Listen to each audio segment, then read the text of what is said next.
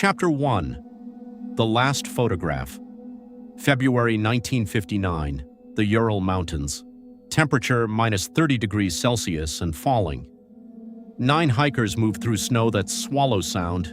Their leader, Igor Dyatlov, 23 years old. Experienced, careful.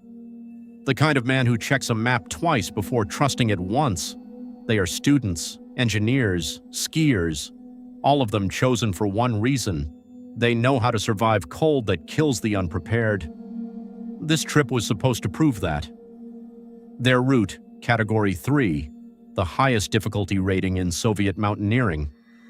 A test of endurance across frozen wilderness, ending at a peak with a name that translates roughly to Dead Mountain. Nobody thought that was ominous. Not yet. On January 27th, they reached the slopes of Kholat Syakhl. The wind here never stops. It carves the snow into ridges, into waves, into a landscape that looks less like Earth and more like the surface of something else.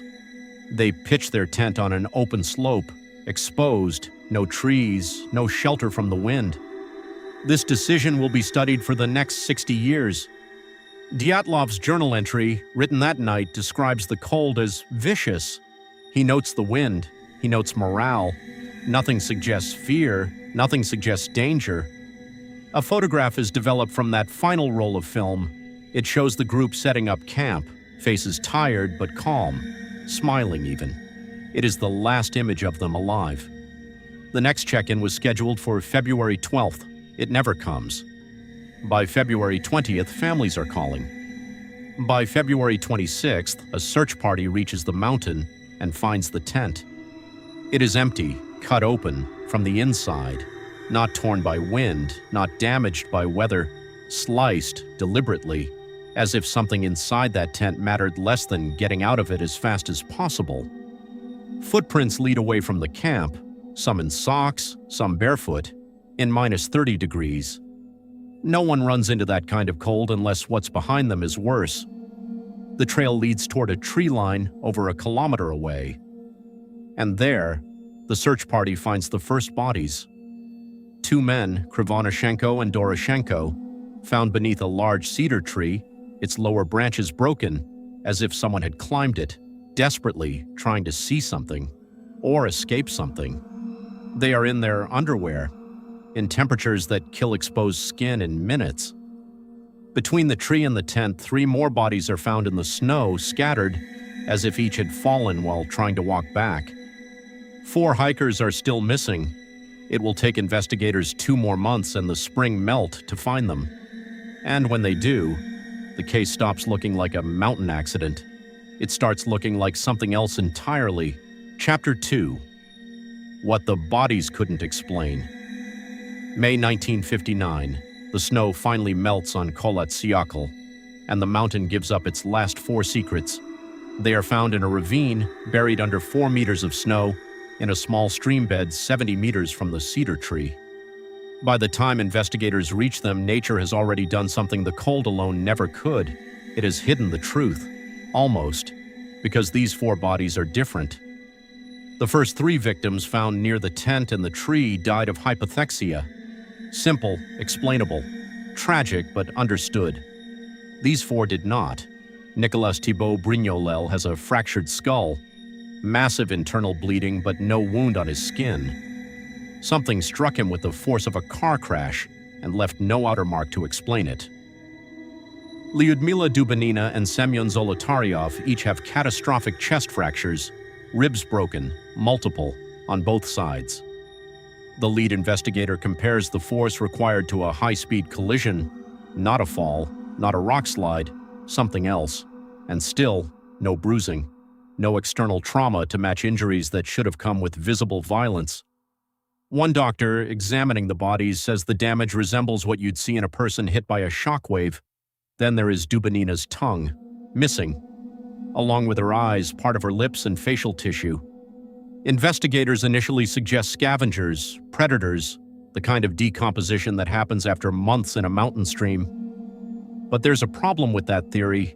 The other bodies, exposed in the same conditions, show no similar damage. Why her? Why only her? Nobody has ever answered that question with certainty. Then come the clothes. Some of the dead are found wearing garments that don't belong to them, clothing stripped from companions who had already died. As if in their final minutes, survival mattered more than modesty, more than anything. And on some of those clothes, radiation, levels higher than should exist on any hiking trip through the Soviet wilderness in 1959. No official explanation is ever given for why. Investigators closed the case in May 1959. Their final report cites a phrase that will haunt this story for the next 6 decades, a compelling natural force. They don't specify what that force was. They classify the files, restrict access, and for 30 years the case of the Dyatlov Pass disappears into Soviet archives, unspoken, unexplained, and unresolved. 9 people are dead. And somehow the official story raises more questions than it answers. Chapter 3. The Theories. 65 years, dozens of theories. Not one has been proven beyond doubt. Let's examine what could have happened that night on Kholat Syakhl. Theory 1. The Avalanche. The official modern explanation, revived in 2019 by Russian investigators using updated forensic modeling. A slab avalanche, a delayed small-scale snowslide, could explain the tent being cut open in a panic, and even the catastrophic injuries if the hikers were crushed under compacted snow. It's plausible, physically consistent, according to some researchers, but it doesn't explain everything. No debris from a slide was found at the scene. The pattern of footprints in the snow doesn't match what you'd expect from people fleeing a collapse, and it doesn't touch the radiation or the missing tongue. Theory 2. Infrasound panic. Wind moving across the shape of Kholat Syakhl's slope can generate infrasound, frequencies below human hearing that are known to cause disorientation, nausea, and overwhelming panic. It could explain why 9 experienced hikers cut their way out of a tent and ran, half-dressed, into a blizzard. But it doesn't explain the chest and skull fractures. Infrasound panics people. It doesn't crush ribs. Theory 3. Military testing. This is the theory that refuses to die, the radiation on the clothing, the remote location close to a restricted Soviet military zone. Reports, unconfirmed, of glowing orange spheres seen in the sky by other hiking groups that same night, over 100 kilometers away.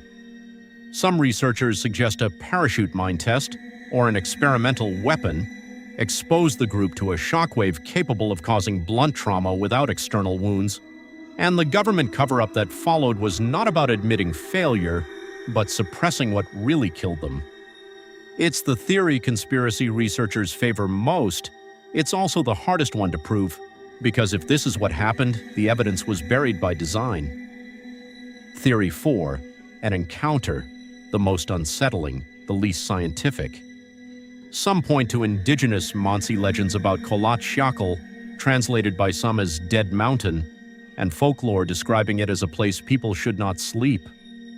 Others go further, suggesting an encounter with something the hikers never had time to identify, let alone survive. Investigators at the time briefly considered an attack by the local Mansi people and dismissed it. No signs of a struggle, no footprints besides the hikers' own, but that leaves a colder question hanging in the air. If nothing attacked them, what did they see that made even trained mountaineers slice their way out of shelter into a night that would kill them? Final chapter. What remains? Today, Kholat Syakhl carries the name of the man who led that expedition. Dyatlov Pass. A memorial stands near Yekaterinburg, in the cemetery where several of the hikers are buried. Visitors still come. Some leave flowers, some leave questions. In 2021, Russian prosecutors reopened the case one final time, formally endorsing the avalanche theory as the most scientifically supported explanation. Not everyone accepts it. Because science can model a slab avalanche, it cannot explain why a woman's tongue was missing and no one else's.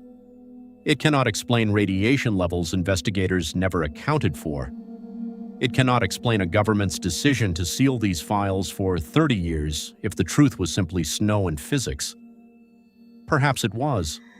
Perhaps 9 people made one fatal decision to camp on an open slope and paid for it with a night no one could have survived.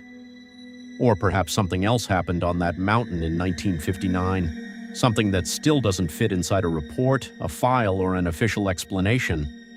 The mountain doesn't answer, it just keeps the story, the way it has for 65 years. And somewhere in that silence, 9 people are still waiting to be understood.